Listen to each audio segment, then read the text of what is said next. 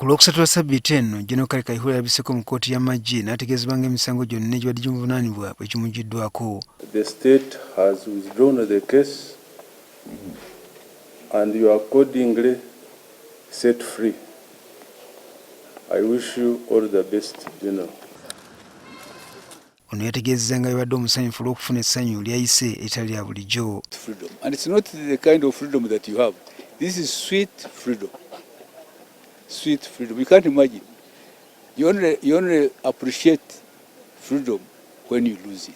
Emisango egyali gimuvunaanibwa mwalimu okuyambako mu kuwamba bannansi ba Rwanda ne badizibwayo ewaabwe okulemerwa okuma ebyokulwanyisa n'emirala. Is Resistance Officer 00513 Gen Kale Kayihura. Kati olunaku lw'eggulo ono y'omu ku bagenero abaawummuziddwa okuva mu magye ku mukolo gwadde maka gwa Pulezidenti Entebbe.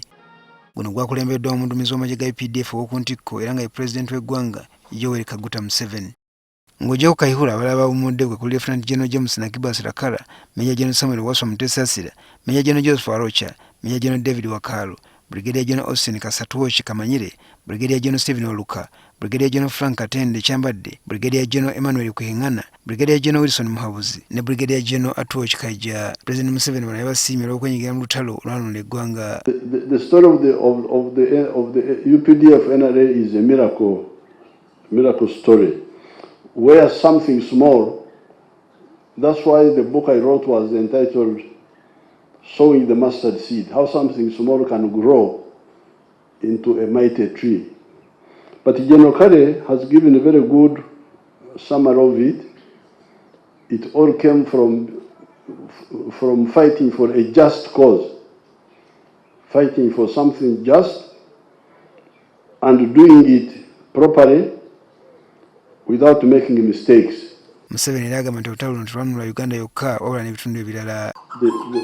The good force we built up, the strong revolutionary force we built up, did not only rescue Uganda, but somehow contributed to some situations in the region of the Great Lakes. Akubiriza bajjeno bano okukozesa obulungi akasiimo akabaweereddwa baleme kuyagga ate ng'emyaka gibawubidde akatambaala. UPDF is there in the background. When you get established in the society and you produce, they can be buying from you, they can be, you should,